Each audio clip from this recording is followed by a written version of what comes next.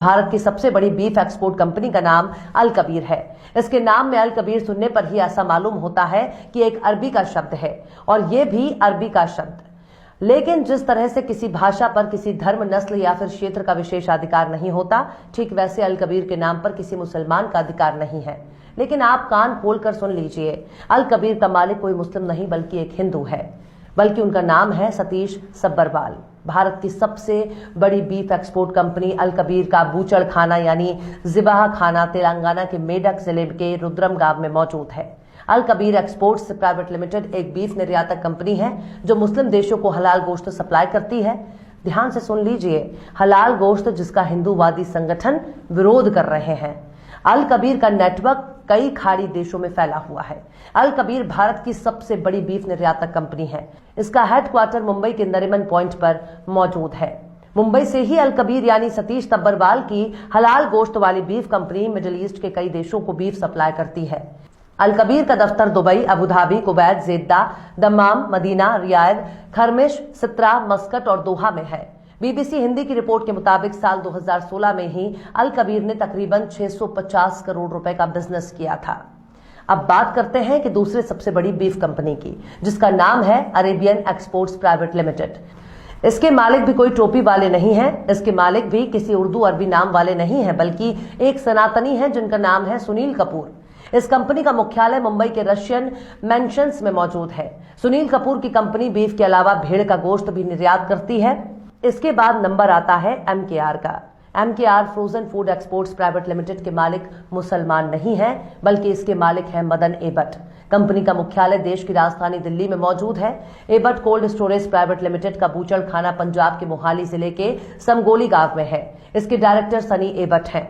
इसके बाद बारी आती है अलनूर एक्सपोर्ट्स की। अलनूर एक्सपोर्ट्स के मालिक भी कोई नमाजी नहीं है, बल्कि इसके मालिक हैं सुनील सूद। इस कंपनी का दफ्तर भी दिल्ली में ही है, लेकिन इसका ज़बीहा खाना यानी बूचड़ खाना सीएम योगी आदित्यनाथ के राज्य उत्तर प्रदेश में मौजूद है। वल्लाह, आपको हैरानी होनी चाहिए कि महाराज जी के इस सूबे में बीफ का हलाल कारोबार फल फूल रहा है।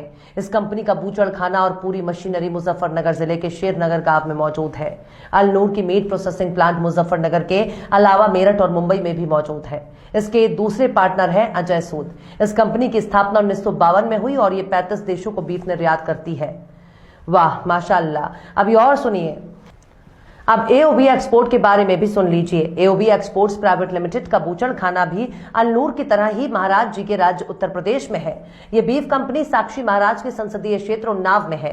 इसका मीट प्रोसेसिंग प्लांट भी है। इसके डायरेक्टर भी कोई जालीदार टोपी पहनने वाले नहीं है, बल्कि इसके मालिक हैं ओपी अरोड़ा। ये कंपनी साल 2001 से काम करती आ रही है, जो मुख्य रूप से बीफ निर्यात करती है। इसका हेडक्वार्टर एडा में है।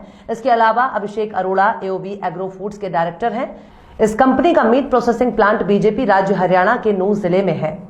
अब बात करते हैं अगले मांस निर्यातक अगली कंपनी के बारे में, जिसका नाम है standard frozen foods exports private limited. इसके मैनेजिंग डायरेक्टर कमल वर्मा है। इस कंपनी का बूचड़ खाना और meat processing plant Uttar Pradesh के उन्नाव के चांदपुर गांव में है। इसका दफ्तर हापुड़ के शिवपुरी में है।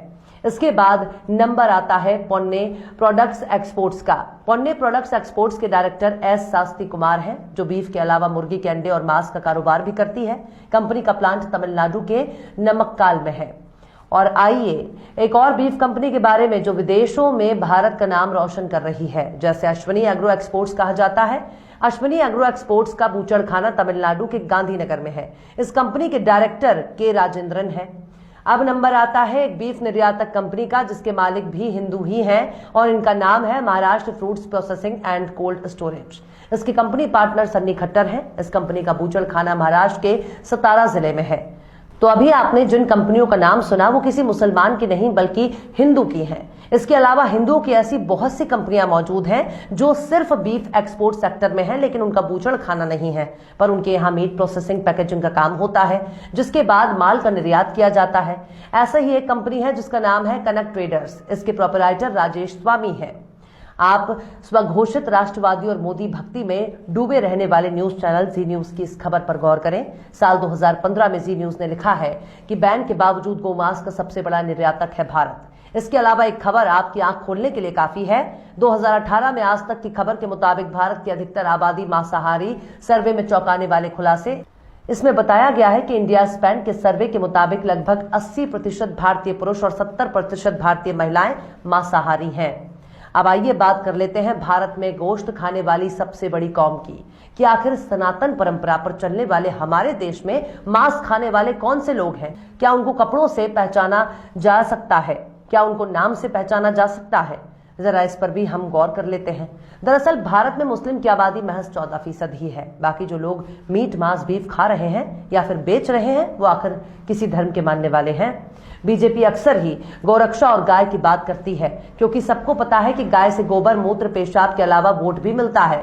पूर्वोत्तर में गाय के मांस पर भी कोई रोक नहीं है। इसी तरह से गाय के मांस को बीफ कहा जाता है, भैंस के मांस को भी बीफ कहा जाता है। मार्च 2019 में द प्रिंट की रिपोर्ट पर गौर करें, जिसमें साफ तौर पर लिखा है कि गौरक्षा अभियान के बावजूद भारत का गौमांस निर्यात फिर बढ़ा। इसके साथ ही